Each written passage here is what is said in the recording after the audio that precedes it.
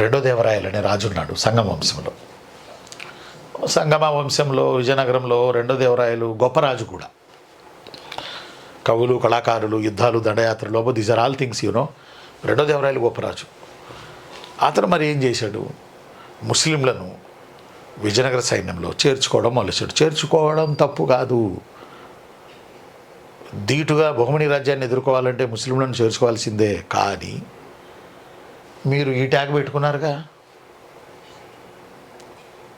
మీరు ఈ ట్యాగ్ పెట్టుకోకపోతే ఇక్కడ అబ్జెక్షన్ లేదు, బిట్టు లేదు. కానీ మీరు ఈ ట్యాగ్ పెట్టుకున్నారుగా, అలాంటప్పుడు ముస్లింలను చేర్చుకోకూడదుగా. ఈ ట్యాగ్ పెట్టుకున్నారు. ఈ ట్యాగ్ పెట్టుకున్న కొన్నాళ్ళకే ఈ ట్యాగ్ ని మీరు మర్చిపెట్టేట్టు చేస్తే ఎలా? విద్యారణ్య స్వామి విషయం ఇదే కదా, హిందూ ధర్మ సంరక్షణ అని చెప్పే కదా ఆయన ఏర్పాటు చేయించింది విజయనగర సామ్రాజ్యం. కానీ మీరు ట్యాగ్ లైన్ మర్చిపోయారు. ముస్లింలను విజయనగర సామ్రాజ్యపు సైన్యంలో చేర్చుకోవడం మొదలేసిన విజయనగర రాజు ఎవరని అడుగుతాడు, రెండో దేవరాయలు. ఇది చాలా ఇంపార్టెంట్ సుమా. అలానే హిందూ ధర్మ సంరక్షణ ప్రకారం మీరు ఏం చేయాలి, న్యాయం చెప్పాలన్నా ఇంకోటి చెప్పాలన్నా భగవద్గీతను పెట్టుకోవాలి. మీరేం చేశారు, మీ టేబుల్ మీద భగవద్గీత, బైబిల్, ఖురాన్ 3 పెట్టుకున్నారు. అంటే అప్పుడు పోర్చుగీసులు బైబిల్ ఎన్నో చేసినాయి ఇండియాకి. అలా భగవద్గీతని, బైబిల్ని, ఖురాన్ని టేబుల్ మీద పెట్టుకుని పరిపాలించిన విజయనగర రాజు ఎవరు అని అంటే ఈయనే, రెండో దేవరాయలు. చేయకూడదని కాదు, ఈ exposed religion tolerance system very good, but there main motive for the protection of Hindu dharma. మరి అదేడిపోతుంది అంటే చేయొచ్చు, కానీ నేను చేయకూడదు అంటున్నా. అందువల్ల ఇది బిట్ అయింది. మనసుకు తీసుకోకండి, ఎగ్జామ్ పాయింట్కి తీసుకోండి. ముస్లింలను సైన్యంలో ఎక్కువగా చేర్చుకోవడం మొదలేసిన విజయనగర రాజు రెండో దేవరాయలు. అఫ్కోర్స్ ఆ సైన్యం ఎఫిషియెంట్, కానీ మీ ట్యాగ్ లైన్ వేరు కదా. అందువల్ల అడుగుతాడు ఎగ్జామ్లో, ముస్లింలను సైన్యంలో చేర్చుకోవడం మొదలేసిన విజయనగర రాజు ఎవరు అంటాడు, రెండో దేవరాయలు. తన యొక్క ఆస్థానంలో బైబిల్ని, ఖురాన్ని, భగవద్గీతని, తన ఆస్థానంలో బైబిల్ని, ఖురాన్ని, భగవద్గీతని పెట్టుకుని పరిపాలించింది ఎవరు, రెండో దేవరాయలు. పెట్టుకుని పరిపాలించింది ఎవరన్నా కానీ రెండో దేవరాయలే, మీరు గుర్తుపెట్టుకోవాలి. ఓకేనా? ఇంకొక అడుగు ముందుకేసి రెండో దేవరాయలు, ఇంకొక అడుగు ముందుకేసి రెండో దేవరాయలు విజయనగర రాజ్యంలో ముస్లింలకి మసీదుల నిర్మాణానికి అనుమతి ఇచ్చాడు. మసీదుల నిర్మాణానికి అనుమతి ఇచ్చాడు. మసీదుల అంటే ఇంపార్టెంట్, ఇది చాలా ఇంపార్టెంట్. ఇది రెండో దేవరాయలు 3 తప్పులు చేశాడు. ఆ రోజులను బట్టి అవి తప్పులే, ఎందుకంటే దే ప్రొటెక్ట్ హిందూ ధర్మ అని ఏర్పాటు చేశారు కాబట్టి.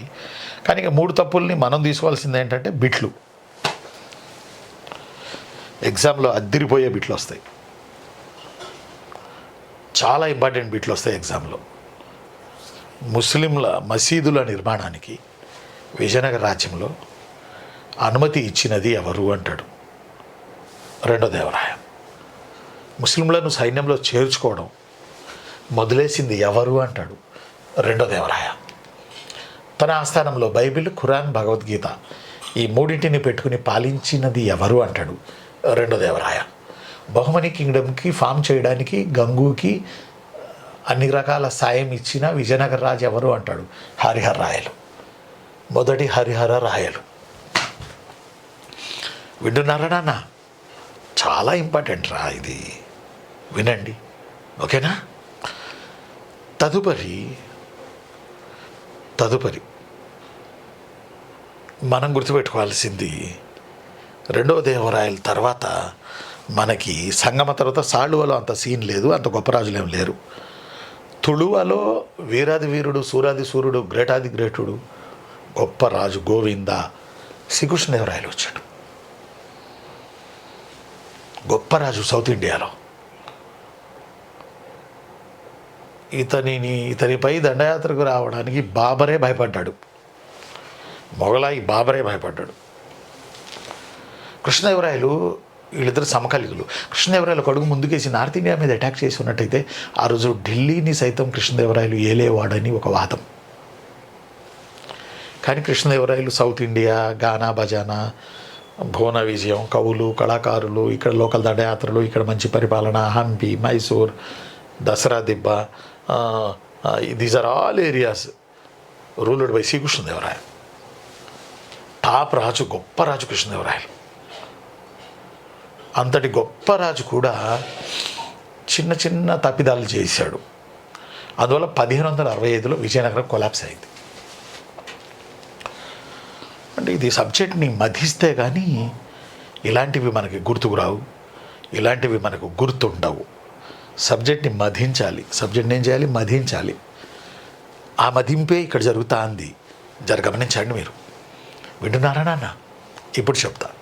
కృష్ణదేవరాయలు 1509 నుంచి 1529 మధ్య రూల్ చేశాడు.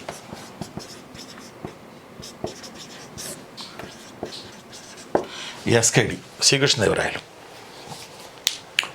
1509 నుంచి 1529 మధ్య కృష్ణదేవరాయలు వెళ్ళాడు. ఇందులో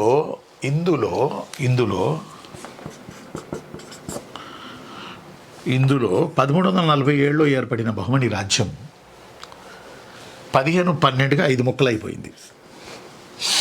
ఇన్ ది పీరియడ్ ఆఫ్ కృష్ణదేవరాయకి అసలు వాళ్ళకి సంబంధం లేదు కదా. ఆ ముక్కల చెక్కలకి మనకు సంబంధం లేదు. వాళ్ళ 5 పాపం వాళ్ళలో వాళ్ళు ఘర్షణ పడి 5 అయిపోయారు. బీజాపూర్, గోల్కొండ, అహ్మద్నగర్, బీజాపూరు, గోల్కొండ, అహ్మద్నగర్, బీజాపూర్. అర్థమవుతుందా? ఈ 5 అయినప్పుడు వీక్ అవుతారుగా. బేసికల్లీ వీక్ అవుతారుగా. ఈ 5 బేసికల్లీ వీక్ అయ్యారు.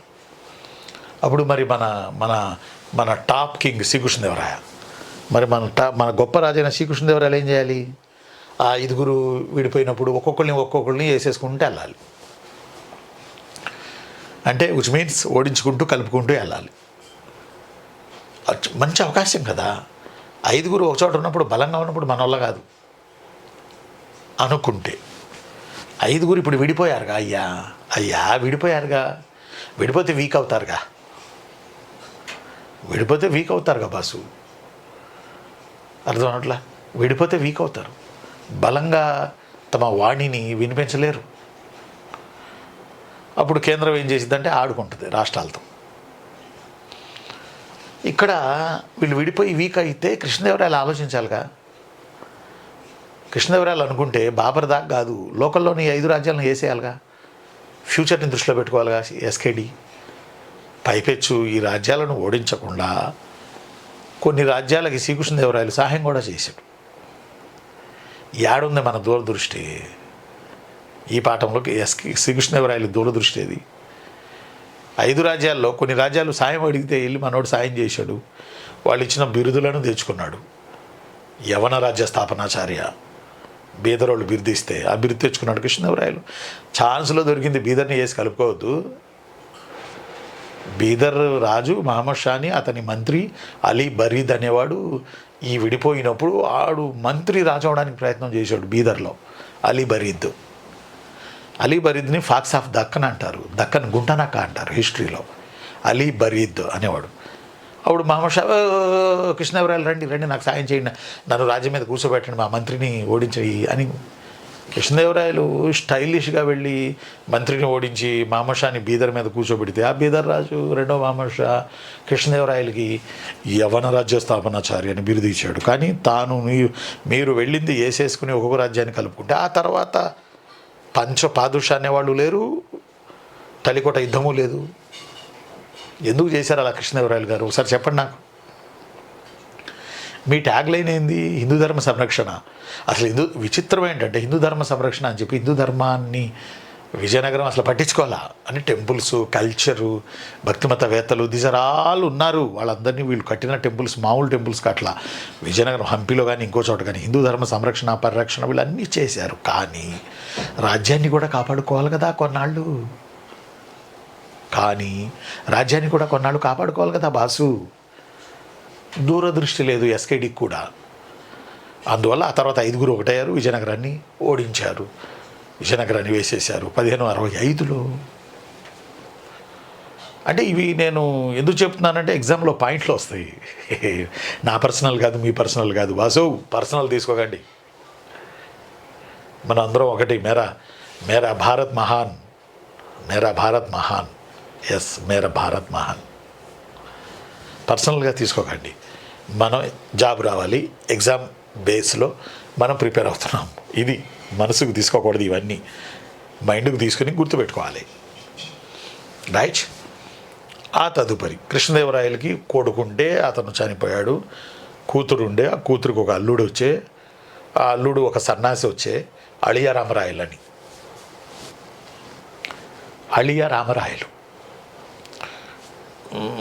ఇతనికి పెద్ద వ్యక్తిత్వం ఉండే మనిషి కాదు అళియా రామరాయలు. స్టోరీ చెప్తా, ముందు చాలా ఉంది. అళియా రామరాయలు ఈ క్యాండిడేట్ ఏం చేశాడు, నేను అతనిని క్యారెక్టర్ని నేను ఏం చెప్పను, కానీ ఇతని పాలసీస్ వల్ల కూడా విజయనగరం కొలాప్స్ అయింది. అళియా రామరాయలు అంటే ఆయన రాజావల మంత్రిగా ఉండి కృష్ణదేవరాయల తమ్ముడి కొడుకు సదాశివరాయల్ని కూర్చోబెట్టి, ఆ పిల్లోడు 12 ఏళ్ళు 13 ఏళ్ళు పాల పేక ఒకటి ఇస్తే తాగుతా కూర్చున్నాడు సదాశివరాయలు, పాల డబ్బా తాగితే. మొత్తం ఇతను చలాయించాడు అళియా రామరాయలు మంత్రిగా. ఈ అళియా రామరాయలు ఏం చేసినంటే ఇంకొక అడుగు ముందుకేసి ముస్లింలను సైన్యంలో విపరీతంగా చేర్చుకున్నాడు. ముస్లింలను తమ సైన్యంలో చేర్చుకోవడం రెండో దేవరాయలు విపరీతంగా చేర్చుకుంది అళియా రామరాయలు. ఆ తర్వాత అళియా రామరాయలు ఈ బిట్టి ఇలాగే అడిగారు ఒకసారి. తురకవాడలో, అంటే విజయనగరంలో తురకవాడ, తురక అనే పదం టర్కీ అనే పదం నుంచి వచ్చింది. టర్కీ, తురక అనే పదం వచ్చింది. ఈ పదం టర్కీ దేశం నుంచి వచ్చిన పదం, ఒక దేశం నుంచి వచ్చిన పదం ఇది. టర్కీ, తురుష్కులు అనే పదం అన్నట్టు యాక్చువల్గా ఇది అర్థం. అట్లా తురుష్కులు అంటే ఢిల్లీ సుల్తాన్లు, తురుష్కులు టర్కీ. ఇప్పుడు యూరోప్ ఖండంలో అన్ని క్రైస్తవ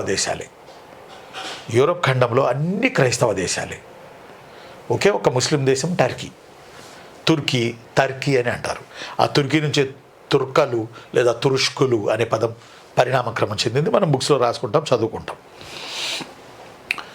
కాబట్టి ఇక్కడ నేనేమంటానంటే ఈ తురుష్కులు ఈ పరిపాలనలో, లేదా ఢిల్లీ సుల్తాన్లు వీళ్ళ పరిపాలన, అసలు యాక్చువల్లీ తురుష్కులు అంటే నార్త్ ఇండియా ఢిల్లీ సుల్తాన్లు అని చెప్పొచ్చు మనం. వీళ్ళు బహుమనీయులు, షియాలు. అసలు వీళ్ళిద్దరికి గొడవ సారవంతమైన అర్ధచంద్రాకార రేఖ కలిగినటువంటి ఇది కృష్ణా తుంగభద్ర అంతర్వేది. అళియా రామరాయలు కృష్ణదేవరాయల అల్లుడు తురుష్కులను తన సైన్యంలో మరింతగా చేర్చుకున్నాడు. ఇంకొక అడుగు ముందుకేసి అళియా రామరాయలు విజయనగర సామ్రాజ్యంలో తురకవాడలో గోవధకు అనుమతి ఇచ్చాడు. క్వశ్చన్ కూడా ఇలాగే వచ్చింది, విజయనగర రాజ్యంలో తురకవాడలో గోవధకి అనుమతి ఇచ్చింది ఎవరు అని అడిగాడు అళియా రామరాయలు.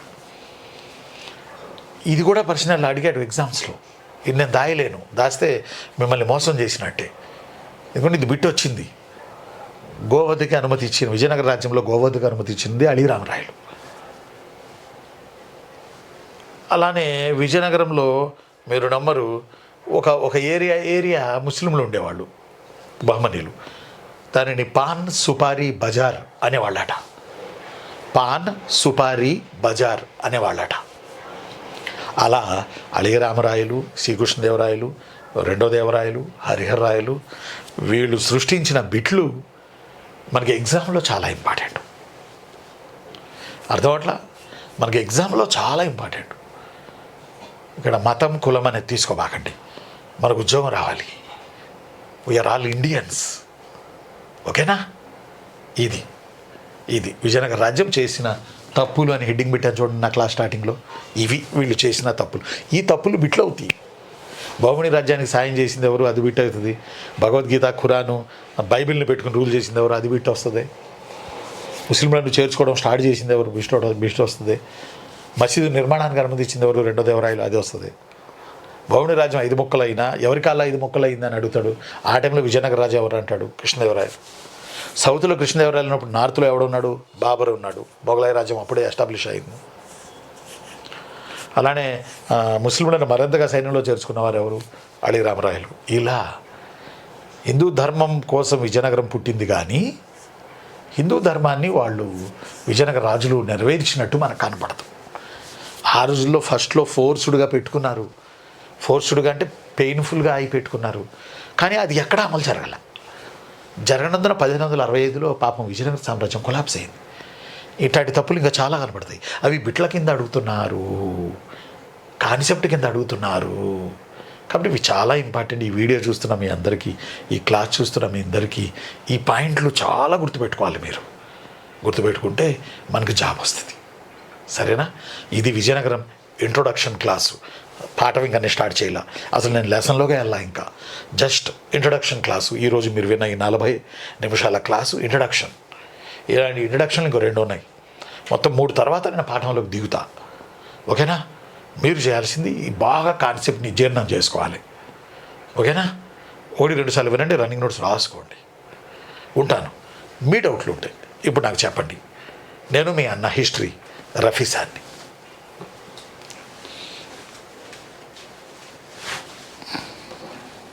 అందరికీ గుడ్ మార్నింగ్ రాడా అన్న. డౌట్లు అడగండి రా. 8:50 అయింది. మా దివ్యకి టైం అవుతుంది, జాబ్కి వెళ్ళిపోవాలి. మా దివ్య. కళ్యాణి ఏమ్మా? శ్రీకాళహస్తి ఎలా ఉందమ్మా?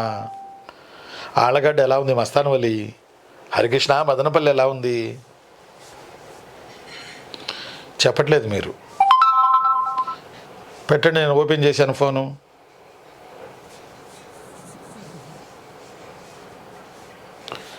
మొన్న ఏదో ఒకటి రాశాను నేను,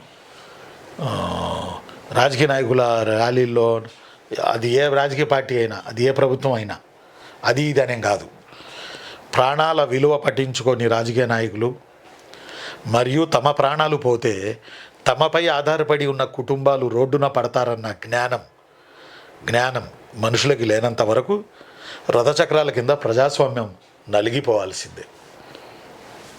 ప్రాణాల విలువ పట్టించుకొని రాజకీయ నాయకులు మరియు తమ ప్రాణాలు పోతే తమపై ఆధారపడి ఉన్న కుటుంబాలు రోడ్డున పడతారన్న కనీస జ్ఞానం మనుషులకి లేనంత వరకు రథచక్రాల కింద ప్రజాస్వామ్యం నలిగిపోవాల్సిందే.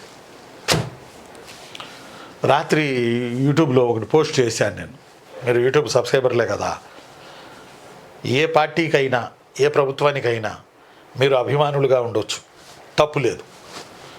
కానీ ప్రాణం పోయేటంత కాదు, ప్రాణం పోగొట్టుకునేటంత కాదు. మన అమ్మ చచ్చి బతికితే కానీ మనం ప్రాణాలు పోసుకొని పుట్టాం. అలాంటిది అమాయకంగా ప్రాణాలు తీసుకుంటే ఎట్లా?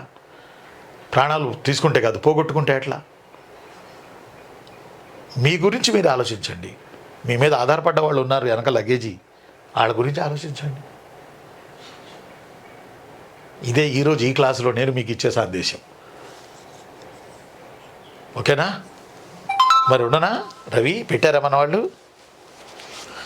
Okay okay okay okay okay ji, okay ji, okay Raviji, okay. Sai good morning. Sai అన్న గుడ్ మార్నింగ్. స్నేహ కళ్యాణి చెల్లెలా గుడ్ మార్నింగ్. మస్తానోళి గుడ్ మార్నింగ్. విజయనగరం ట్రైలర్ బాగుంది. ఇంత పెద్ద నవ్వానేది, పెద్దగా నేను చిన్నగా నవ్వాలి కానీ. Sure trailer super. ఇంకా టీజర్ ఆల్రెడీ అయిపోయింది, ఇది ట్రైలర్. ఇంకా 2 ట్రైలర్స్ ఉన్నాయి. దుమ్ము లేపుతా. ఎగ్జామ్లో ఒక బిట్ మిస్ కాకుండా చేస్తా. ఓకే మస్తానోళి, థ్యాంక్ యూ నాన్న. Good morning sir. Vizianagaram trailer బాగుంది. ఓకే. తర్వాత శిరీష్ అమ్మ good morning. Shirisha good morning రా. ఎక్కడి నుంచి రా శిరీష? ఏ ఊరు ఒకసారి పెట్టండి నాకు. మీ ఊరు చుట్టూ నా హిస్టారికల్ ప్లేసులు చెబుతా నేను. I'm ready. ఇంకొకటి వచ్చిందా రవి? ఒకటే వచ్చిందా? ఒకటే వచ్చింది. సరే, కొంచెం జాగ్రత్తగా చదవండి. చూద్దాం.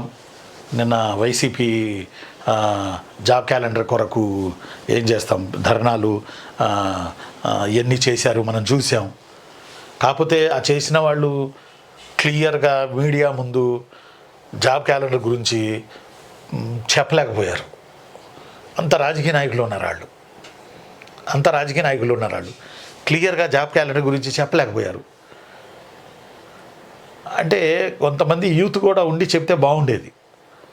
ఒక పెద్ద ధర్నా చేశారు, బాగుంది, మంచిదే, చాలా మంచిది, చాలా మంచిది. బట్ ఎక్స్ప్రెస్ చేయలేకపోయారు. రాజకీయ నాయకులకి అంత ఉండదు కదా, ఎక్స్ప్రెస్ చేయలేకపోయారు. వాళ్ళు క్లియర్గా ఏంటి జాబ్ క్యాలెండర్ వస్తే ఏంటి, ఏది ప్రాబ్లం ఏంటి, these are all things discuss చేసినట్టయితే మీడియా ముందుకు వచ్చి, అది సాక్షి టీవీ అయినా ఏదైనా బాగుండేది. రాజకీయ నాయకులకు పెద్దగా తెలియదుగా, వాళ్ళకి క్యాలెండర్ అంటున్నారు కానీ వాళ్ళకి అంత క్లారిటీ ఉండదు. అది ప్రాబ్లం. సరే, ఎనీహౌ జాబ్ క్యాలెండర్ కొరకు చేశారు, ఓకే, మెచ్చుకోవాల్సిన విషయమే. ఉండనా మరి, నేను రా నాన్న, మీ అన్నయ్యరా హిస్టరీ రఫీ సార్ని. రేపు ట్రైలర్ 2 చూద్దాం, విజయనగర సామ్రాజ్యం. ఇందులో బిట్లు మాత్రం మర్చిపోకండి, అవి చాలా ఇంపార్టెంట్ సుమా. ఓకే నాన్న, బాయ్ నాన్న. ఈ వీడియో చూస్తున్న వాళ్ళందరూ బాయ్, థ్యాంక్ యూ.